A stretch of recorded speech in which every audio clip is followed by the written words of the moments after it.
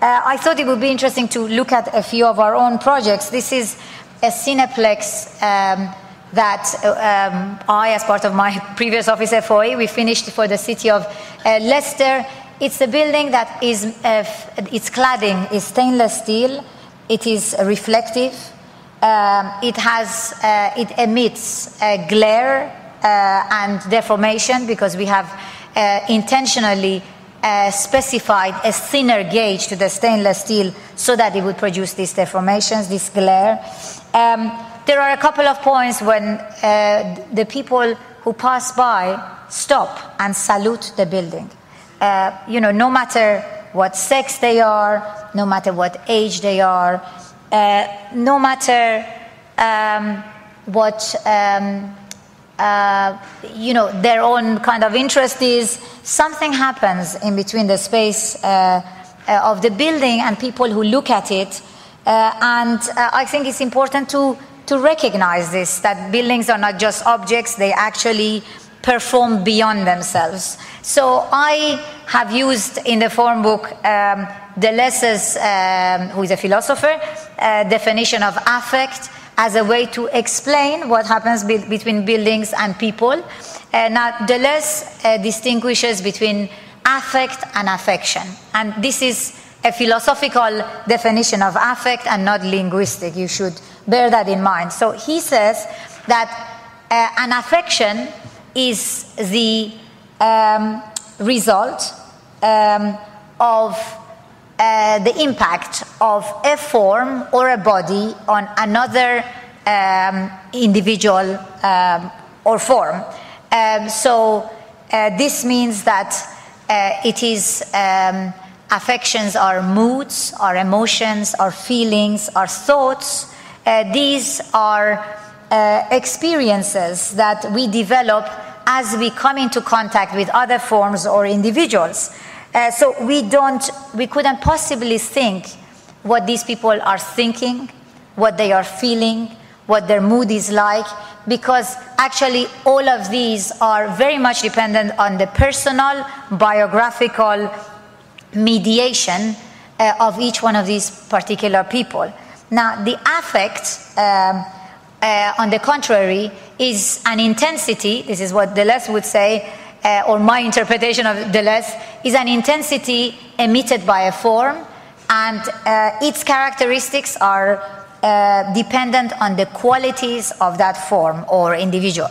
So these are different snapshots of our Yokohama port terminal in Japan, and we can see that, for example, in the terminal, which is bottom left, it perhaps emits a sensation of flatness, because its floor is flat, purposefulness, because it's been designed to channel you through in a certain way, symmetry, because it actually processes people towards immigration identically on both sides, etc. But maybe in the roof plaza, it emits other kinds of sensations of perambulation, of mountain, of valley.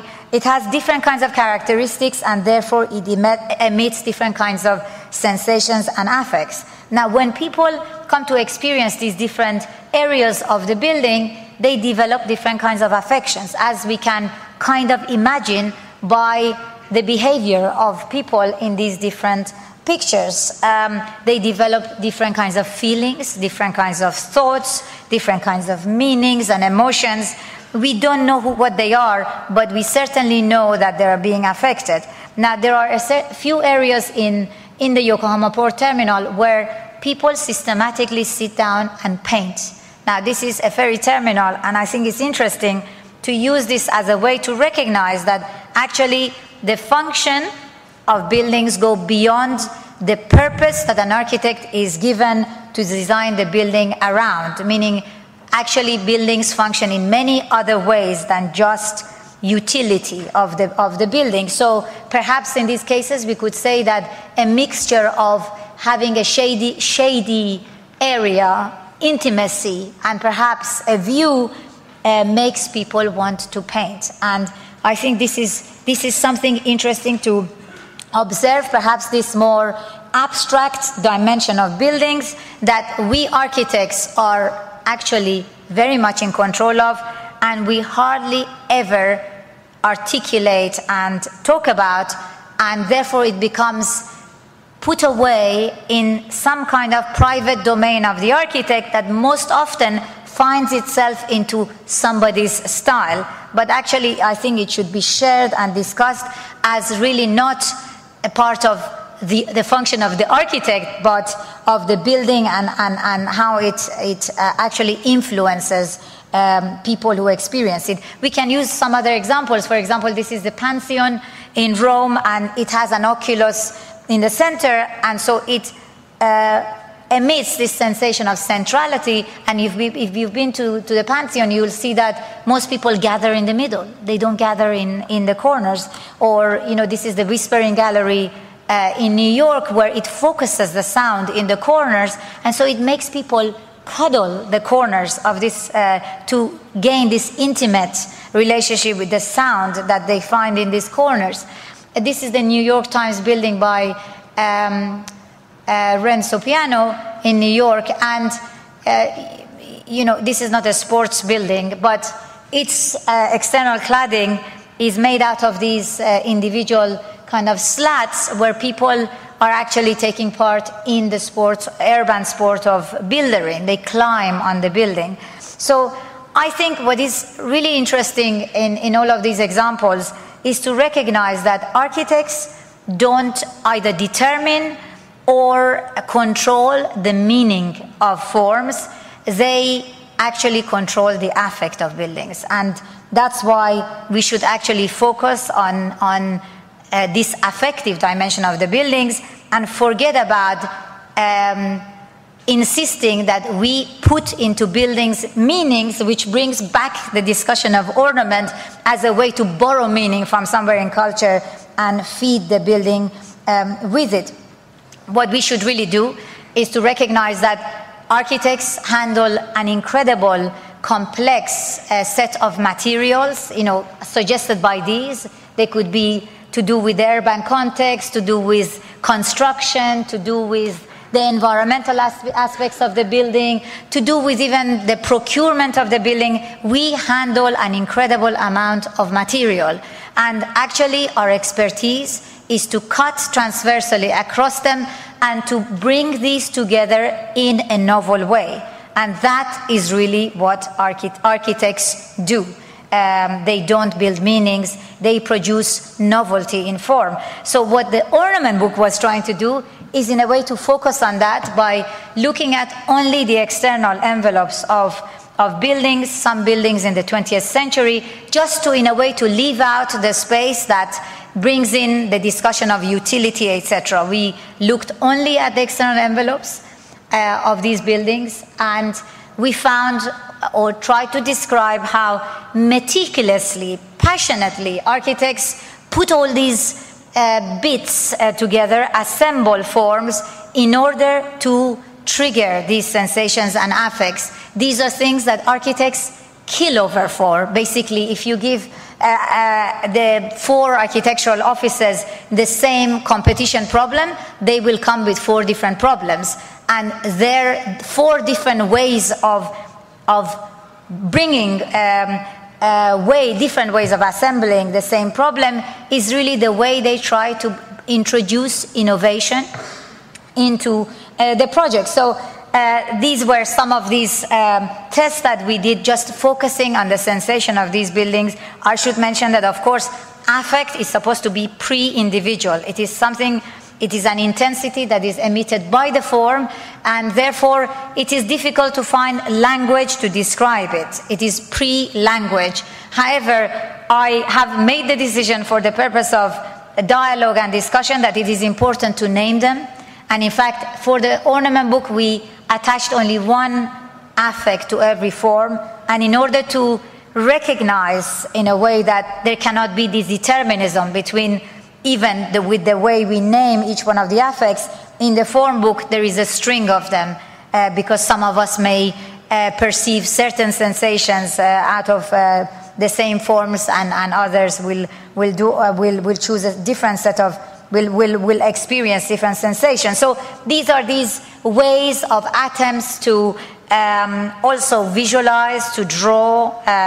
Part of these book researches also are about finding a different way to bring form and function together, because if we look at our books, we either find great technical books. For example, one of my favorite books magazines are the detail magazines. They are amazing because they draw the construction of the projects they describe them beautifully.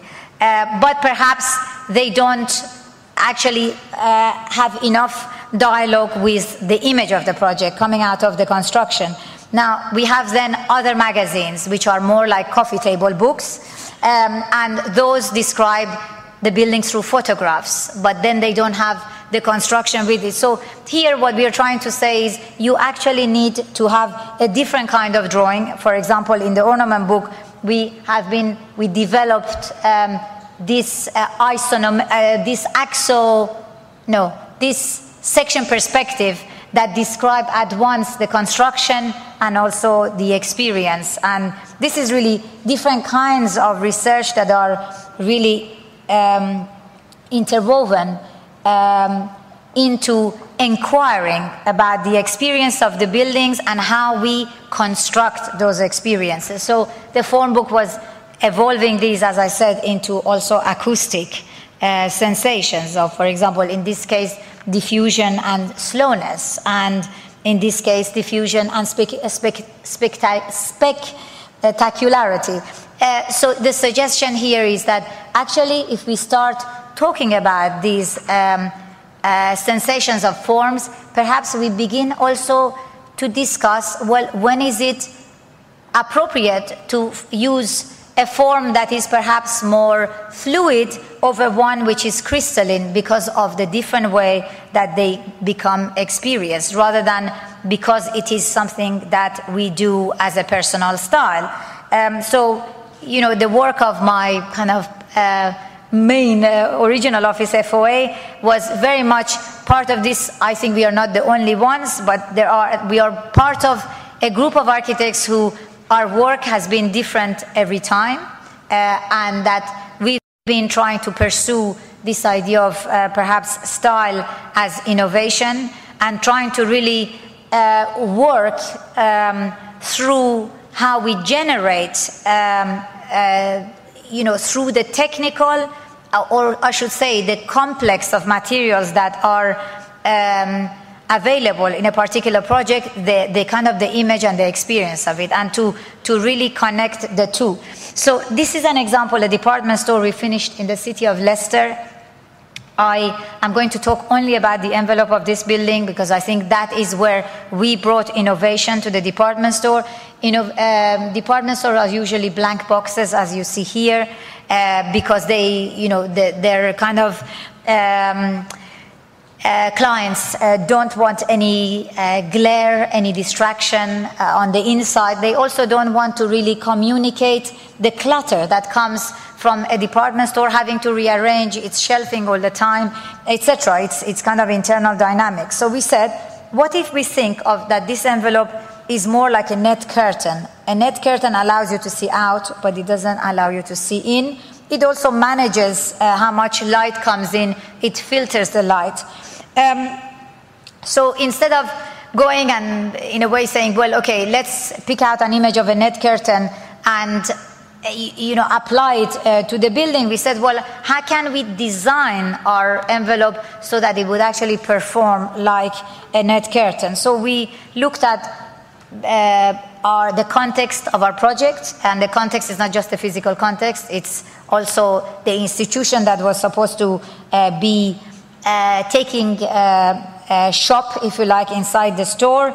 That's John Lewis in this case, and they have a heritage of glass buildings. They brought the first glass building into the UK. They are proud of it, so we thought we could actually use that as a way to convince our client that it would be a kind of a pertinent experiment here of how to reintroduce glass into their vocabulary, but give them also privacy, reduce glare, etc.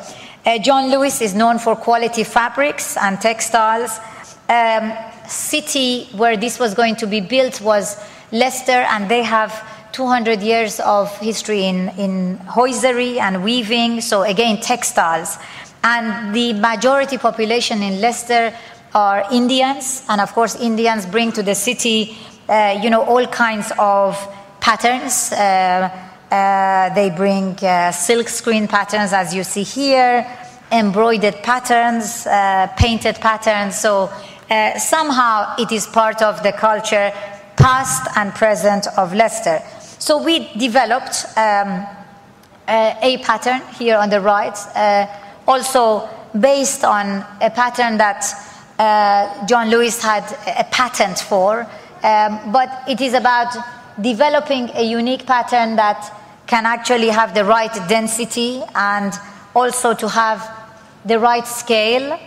So scale as a material or as a content of the pattern, where we made sure that at different heights, a head can clearly see through the pattern, so you can actually see through. Technical scale as a kind of a material where, we have Part L regulations. I'm sure you have your local ones where the U values of buildings have to be regulated, managed. And if you work with a glass building today, you have to provide 40% shading. So we knew that somehow our pattern had to provide some of that 40% opacity. Privacy was, of course, an important material or content to this pattern. So we wanted to be able to see clearly out. This meant that, as you see here, you had to look through the pattern out. But in order to reduce how much you saw in, we doubled the same pattern and the layer of glass. So we had 2 layers rather than 1. So this is, you see through clearly when you look out, or more or less clearly when you're in one of the departments. But when you would look obliquely, because the 2 patterns were applied to the glass at the same scale, at the oblique, the solid of one layer would actually fill the gaps in the layer behind, and it would produce twice as much density, a kind of a moire effect where you would see hardly in, at least during daytime. And the more oblique you would become to it, the less you would see. Now, at this point, going back to our discussion of innovation, we had to decide how we would apply this pattern onto the glass, and we knew that obviously one of the ways is to frit this pattern onto glass, and that the Eberswalder library, where Hertog and de Moron had done not so long before it. Now, in that case, the fritting is done as if it's a brick, because it's a single image that is applied serially, so you clearly see the kind of the panel onto which this pattern is repeated. Now, we were trying to explore a different kind of sensation. We wanted it to feel textile. We wanted it to feel like a fabric, and therefore it should not have seams. And so we said, well, what do we do to make this seamless? And we developed 4 patterns out of our pattern. Each one of these are slightly different in density, but they all meet the edges in identical ways, which means that you can mix and match them, and as a result, you get no seam. Now, but this also had to work with another, material, which is the physical scale of the glass panels that this was going to be applied to. Our visual scale is the scale that you want to see through from the floor plate, etc. But glass comes in certain sizes, and we had to subdivide our 4 templates into many other pieces to make them actually viable in terms of production. Then there was structure as a content to the pattern. Obviously, this is not real fabric. It's incredibly heavy. It is the outside one is single glazing, the inside layer is double glazing, incredibly heavy, and it needs structure to be supported. So here we were faced with another challenge. How can we remove these verticals as now seams that would come and interrupt the seamless pattern that we had designed. So we explored lots of different ways to structure this, and eventually found that if we would hang the glass pieces from the top rather than support them from the base, and if we would have these hangers, so that, if I could show them to you, these are kind of the hangers, and then every piece of glass is either being held, on one side is being held by a hanger, on the other side it's actually being held by the glass next door, and at the same time is being restrained by the floor slab that it is in front of. So by, in a way, thinking across the glass, the structure, and the slab, we develop a system that literally works like a single fabric, because they work together, and it means that we have half the number of the hangers and they are much more slender. Then, of course, the minute you have two layers of glass, which we wanted it to create this moire effect, you need to clean the space in between, and then you need catwalks, and these were bringing horizontal lines. Again, how do you remove these horizontals? So we designed them in glass. You're looking up to them, through them, and the edges are frit also in mirrors so that you would hardly see them. Then we really looked at the process of fritting, and we came by accident and research and accident through the possibility of fritting this in mirror, which entirely changed the dynamics of the pattern, because it means that the pattern is reflecting everything outside onto itself, and depending on whether light is at it or away from it, it performs entirely differently. So suddenly our say curtain wall, our net curtain, is not only performing for the interior in order to allow you to see out, in order to give it privacy, but it's also performing with the context itself. So this is during the day when it appears incredibly light. The pattern is obviously the mirror areas. It seems weightless. Now at night, when the light is behind it, suddenly it gains weight, and you almost think that it is made out of iron. Now together, as a kind of a summary, I would say this becomes our assemblage. This becomes our way of introducing a kind of an innovation into a department store, because it is actually unique that you would be able to have natural light and you would be able to experience shopping in the context of Leicester. And of course, I would say that this becomes the ornament of the project, because it is that element of the project that gives expression to the form, and it also becomes that element of the department store that becomes absolutely intrinsic to the way you experience it, and to the way you get affected by it, to the affections that you develop from it, and therefore the meanings you develop for yourself. So by the day, we get perhaps a sensation of a moire, at night in-interlacing, during the day on the inside, perhaps arabesquing, tentacular, layering, weightlessness, as I said, embroidery, density. This is one of my favorite pictures, still the building under construction, where it is perhaps more of a sensation of multivalence. It's difficult to know where the building is starting and when it is stopping. It is a different way of setting the building in place in its context. It's not just an object that stands alone and performs independently and autonomously, like, you know, a kind of an architectural object of the 20th century would. It changes all the time because of the weather around it changing, because of the light changing, because of the particular buildings that are around it.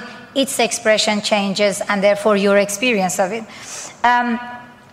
Now, I thought very quickly I would go through two housing projects that we have done that I think this idea of innovation can be further explained. Now, this is a social housing that we built in Madrid some years ago, and it's the social housing standards in Spain are quite, say, the units are very small, but I think Spain has had a great, like France, a great social housing program where they launch architectural competitions, invite architects to really think about innovation in the context of housing. So here we thought, well, how can we really, what does innovation mean in the context of housing, and what kind of functions are we going to build into this housing building?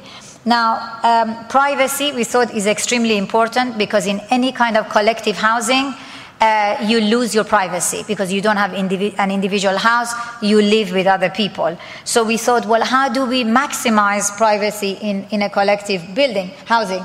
And so every 2 apartments are given a lift and a stair core. And as a result, you see we have many more cores than you would see in a normal slab building. Normally you would have a long corridor, perhaps with 2 cores. Here there is an extreme amount of privacy built into the living here.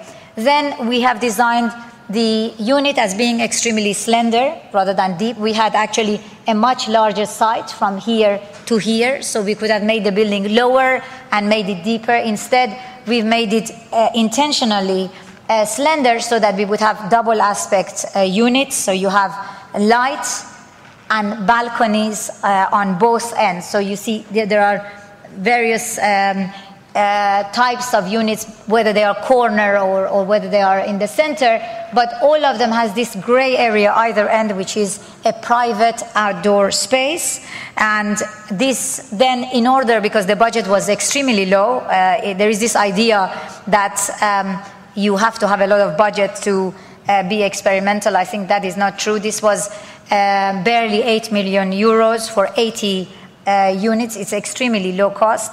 And so, of course, we had to prioritize. If we wanted to give people more lift cores in a building where you would normally find 2, the construction had to be very inexpensive. So it's concrete construction, which they do in Spain, and we developed then this shutter system that allows people to regulate their views and light. We used a local bamboo, in this case, for the cladding of the shutters, that then bring in a very different kind of sensation into the units. Normally shutters, if you have seen them, I haven't really observed what you have here, but say in Italy, in Spain, in France, where you would have shutters to your windows, they are normally made out of metal, and therefore when you close them, it's complete blockout. And here we are trying to bring in a different kind of sensation of lightness, of porosity, of layering, of, perhaps diffusion even into the units. And also by designing the shutters from floor to ceiling, we are of course allowing people to really completely open out their unit if they wish, or completely close it. And this also affects the way the building itself is experienced in the context. Sometimes you experience the shutters being very kind of randomly, say, and more or less evenly opened and closed. At other times, you find that the upper part of the building, everybody has closed their shutters, and the lower part are keeping them open, and it gives the building a kind of a sense of heaviness, and sometimes it is much more closed, so you have this sensation that the building is a lot more closed. Some other times it is a lot more open. Now, what is interesting is to compare now our building in Madrid, the Carabanchel housing, to a project by Mies van der Rohe, the Weissenhof Siedlung building, which is the one at the top. These 2 plans are quite similar, but they're also very, very different in their differences. Now, the 2 are very slender slabs, amazingly, and I didn't know this when we were working on the Carabanchel housing. They both give 2 units, a stair and a core, so neither of them have the corridor. And of course, in Mies's project, he's also trying to give people balconies, but because the exterior doesn't have floor-to-ceiling windows, and he's basically doesn't have the double facade, which we have introduced to Carabanchel, the balconies are protruding balconies, whereas in our case it's more like inset balconies. In the case of Carabanchel, you could say the balconies are a lot more private, but they're also a lot more generous. And perhaps in the upper one, they are less private because they're exposed. The balcony is sticking out of the block, and they are smaller in size. Now, I am not making this comparison to say we are better than Mies, but that actually what is interesting is how ideas can evolve and give you simply different models. So embedded in an idea, there are lots of projects, and this is really what the form book is really also trying to say, that every idea has many different ways of actualizing them, and they become better because they're more suited to a particular situation. To finish, this is a housing project where now in my new office life, we won last September a housing project for Paris. It's just behind the La Défense area, which is mainly offices. And this is where the building is. And here we thought, well, we could, obviously we have Carabanchel at the back of our mind. Again, we believe that, you have to avoid these single aspect spaces that bring in dark interiors. You need to avoid single aspect units because they don't have good ventilation, and in the summer you get overheated. You have to abandon long corridors that are frankly scary and can be very dark and not very interesting ways to enter your private home. You have to also forget those balconies because it is really uncomfortable to go past other people's doorsteps, smell their food, or hear their fights and quarrels. So these are some of the ways in which we think that housing can be a lot better through the way you structure and you give it form. And of course, what is really important also in housing is how it can allow people to adapt their unit over time. And that comes really down to the structure of the unit. Now, in the case of the Mies project, if I had zoomed in before, you would see that there are actually columns all over the place. So it's not so easy to rearrange the unit because the structure is inside the unit, whereas in the Carabanchel case, we had put the structure only in between the units, so that actually every unit inside the subdivision is non-structural, and you can even open it entirely to become a loft. Now, the Paris housing evolves these ideas, so it works with, again, intentionally a thin slab, so you get natural ventilation, you get double aspect units. We have the circulation that is shared only by 2 units, etc. We put the structure only between the units so that you can have them completely transformed interior over time, but it adds one area, I would say, of innovation to Carabanchel, which is context. Now, Carabanchel could almost be taken to anywhere as long as you more or less have the same orientation. Not even that, because it applies the same facade all the way around. You could say it completely ignores context. Now, of course, in that case, there was hardly anything around when we were building it. In this case, we felt we couldn't ignore the context, because actually the context is one of the key drivers of why people would want to come and live here. The building is right by the Grand Axe in Paris, the big axe, which of course, it's a kind of a crazy planning decision made a long time ago, but it brings a very interesting long void into the city of Paris, and it's very impressive to look down on it, and of course it's highly prestigious if you live by the axe. So we thought one of the interesting things that we had done by having this double aspect units, that of course we are providing the units with these through units, and we've been a little bit more careful about how we subdivide the spaces so that there is actually a space that sees through. There is no lateral division of space in the other way. But the really interesting view is this view than the axe, being able to see the void. But if you are completely parallel to the axe, you cannot look down it. You would have to stick your head out to look into it. You actually need to be situated oblique to the axe to be able to look into it. And that's what we've really introduced to the block. We said, if we want to see this space, what we need to do is to take every floor and rotate it slightly so that when you're in your apartment, you're looking down or you're looking up to the axe. And for example, like this view. So we took every other floor and we rotated it by only 4 degrees, but the 4 degrees, in fact, because of the length of the building, give you that oblique view into the axe and produce, this sensation of stepping or twisting, which is a very different kind of sensation to build into a slab building. We are used to slabs like being extrusions, and which in a way treat people as more of the same, etc.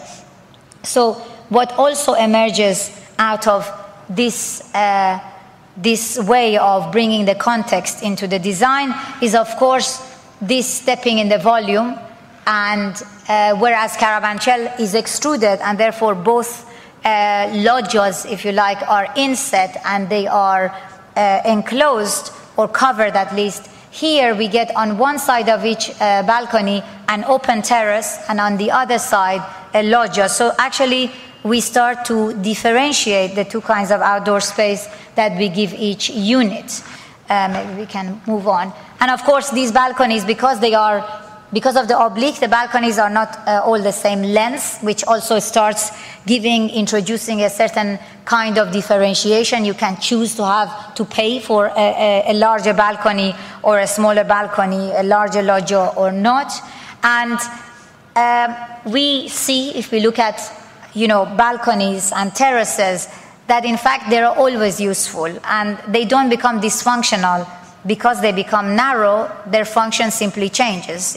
When they are wider, you sit outside in them, you put furniture. When they become really narrow, they get used as, for example, smoking balconies. And the same with loggias. The wider they become, the more they become an extension of the unit. So this also, again, just purely out of this way of relating to the context, we start recognizing that because every other floor is sitting on top of the other floor, we can actually reduce the amount of shutters that we have to introduce to design into the block. Whereas Carabanchel was shutters all the way, here intermediate levels are in fact being shaded by the level above, and therefore it can be completely glass. So again, it's a way of varying an idea, actualizing an idea by making it perform differently, in this case for this particular location in Paris. And it starts looking entirely different to the vertical office buildings that populate La Défense, that are made out of they're vertical, they're made out of glass. In this case, we have a building that perhaps develops a dialogue more with this, what they call La Jetée, which is an extension of the Grand Axe, a kind of an elevated walkway. It develops a sense of horizontality, which is novel in the context of La Défense. I have more projects, but I'm going to stop here, but just as a kind of a conclusion. I think I'm trying to make it, to articulate it more clearly in the style book, but I think what the form book is trying to put out there is the idea that actually architecture works much more through innovation rather than invention.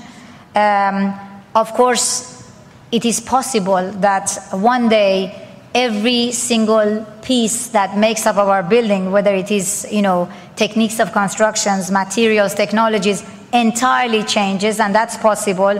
But I think what is important is for us to develop a way of approaching architecture that makes us aware of the need to innovating every day, meaning in between every 20 years where there are radical enough changes to make us really think of architecture in an entirely way, we need to look at our practice in an innovative way. And perhaps this way of recognizing on the one hand that there is a constant process of change, but that at the same time there are unique needs in a particular location, we begin to merge developing bespoke, unique situations, but at the same time carrying on certain ideas that have been produced before and transforming them, innovating them. Thank you.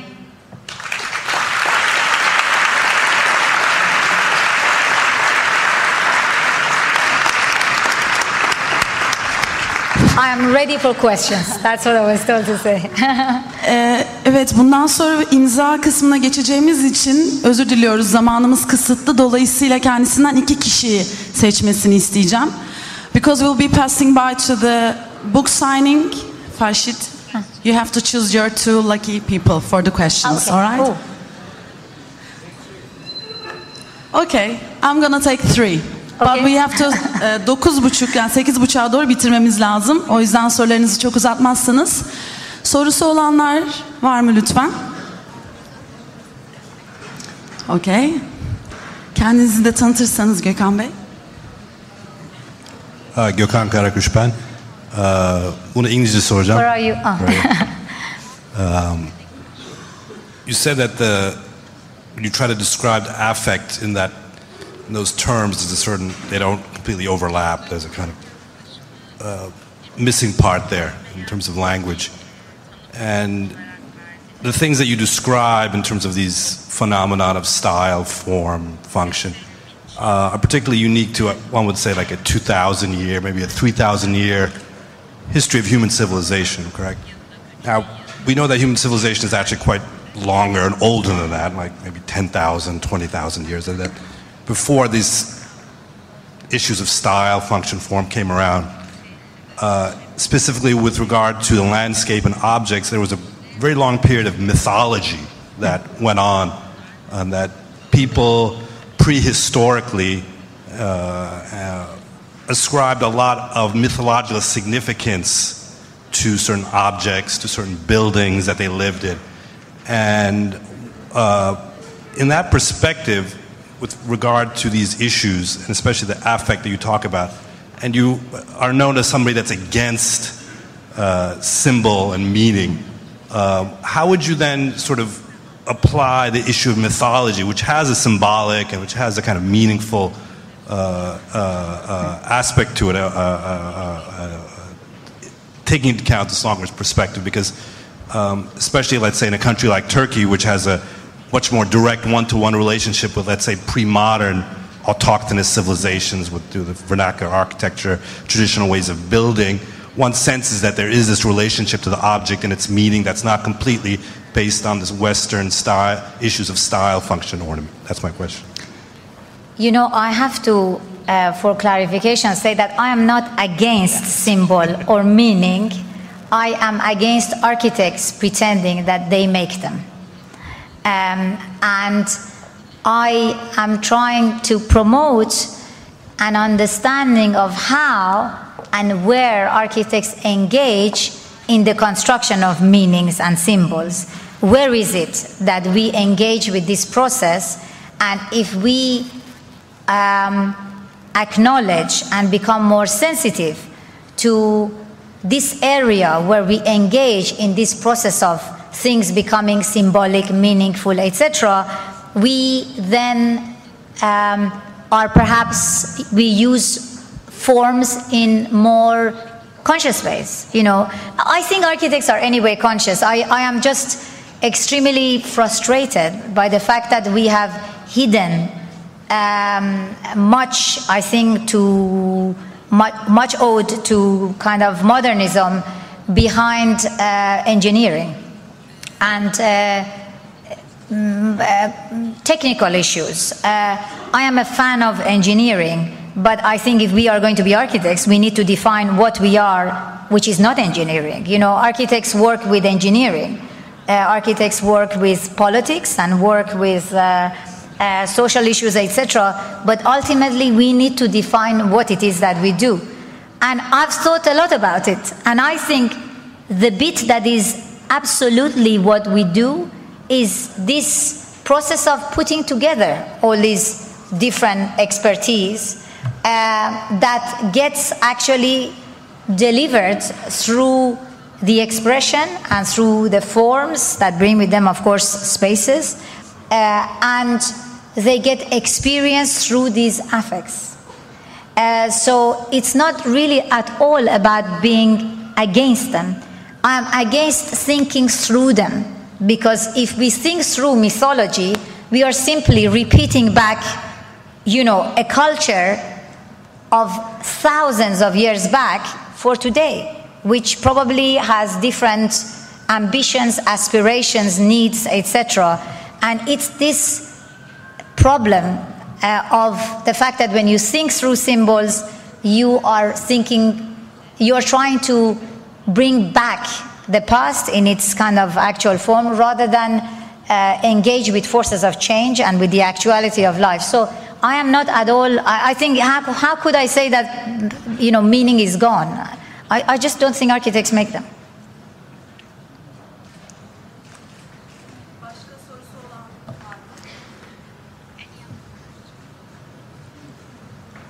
No? I think everybody wants to know the sign. Sure. Absolutely. Thank you very much. Thank you. Farshid. Thank you very much. Herkese çok teşekkürler.